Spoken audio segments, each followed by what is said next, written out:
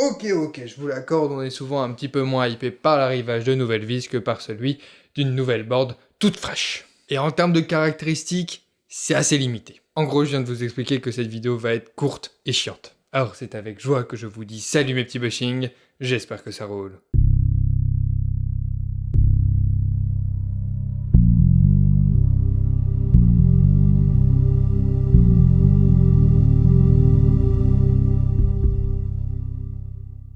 Déjà, très bonne question, pourquoi je vous en parle? Alors, à moins que vous achetiez une board complète, vous serez obligé de choisir des vis. Et comme il y en a plusieurs, vous risquez de vous retrouver devant votre écran comme ça. Évitons ça. Parce que non, les vis ne sont jamais vendues avec les trucks. Jamais. Première chose la plus importante à laquelle vous devez faire attention, c'est la taille. Pour le diamètre, bonne nouvelle, vous n'allez pas à vous en préoccuper parce que c'est universel, sauf si vous allez les acheter chez Casto évidemment, mais pour la taille, il y en existe plusieurs et c'est généralement noté en pouces. Donc par exemple 0,875 pouces, 1 pouce, 1,25 pouces, etc. Pour savoir quelle taille il vous faut compter l'épaisseur du deck, l'épaisseur de l'embase, éventuellement d'un pad. Et à ça, bien sûr, il faut rajouter l'écrou parce que sinon vous pouvez pas serrer les trucks évidemment. Enfin, c'est logique. Bon. Donc pour les skateurs, je vais pas trop m'aventurer là-dessus parce que j'en suis pas réellement un, mais c'est pas trop compliqué. Les planches font à peu près la même épaisseur, les trucks aussi, donc vous pouvez prendre du 0,875, soit 7/8. Et si vous roulez avec des pads, prenez du 1 pouce, à moins de mettre des gros pads évidemment. Là où ça se complique, c'est pour la longboard. Enfin, quand je dis ça se complique, ça va, hein. C'est juste qu'il n'y a pas de longueur de deck universelle, et parfois on met des plus gros pads sur les longboards. Mais pour vous donner une indication, une board en 7 ou 8 plis avec un petit pad comme ça, faut généralement prendre du 1,25 pouces. Comme ça, c'est ni trop grand ni trop petit. Le 1,5, ça va surtout servir si vous avez des gros pads, et encore au-dessus, vraiment, si vous avez des setups particuliers comme les Surfskate. Là, c'est un petit peu épais quand même.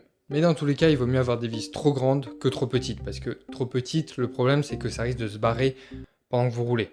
Ce qui m'est déjà arrivé. Mais trop longue, c'est juste plus long et donc plus chiant à démonter et remonter. Après, si vous prenez vraiment trop long, là ça va devenir chiant parce que la plupart des tools ne pourront pas les visser correctement. Ça va coincer. Bon, maintenant on va rentrer dans le détail, à commencer par la tête. Les deux têtes les plus répandues sont les cruciformes et les hexagonales, ou à laine, comme vous voulez. Les autres têtes, je vous conseille d'éviter parce que généralement sur les tools, il y a un tournevis en cruciforme et une BTR. Et sinon, franchement, prenez l'un ou l'autre, on s'en fout. Par contre, autre différence, il existe des têtes bombées et des têtes plates. Plates. Les bombées, le souci c'est que ça peut se sentir sous les pieds, ce qui peut être assez gênant en street, mais en freeride par exemple, on s'en fout complètement.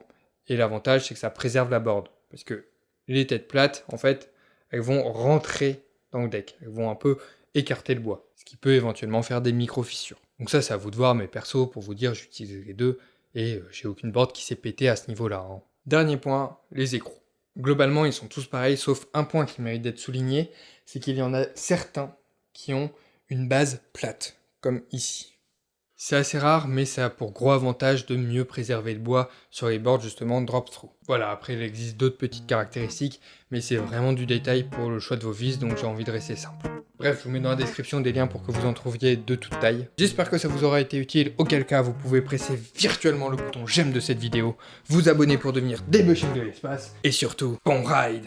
Et tu penses, si tu danses, si tu te lances en avant sur la piste pour être acclamé, agacé, acculé, accablé, admiré, tout ça pour te faire du blé. Ne baisse pas, calme-toi, assis-toi, rendors-toi et surtout ne nous fais pas chier. C'est pas juste une guitare à la main qui va faire que tu vas avancer.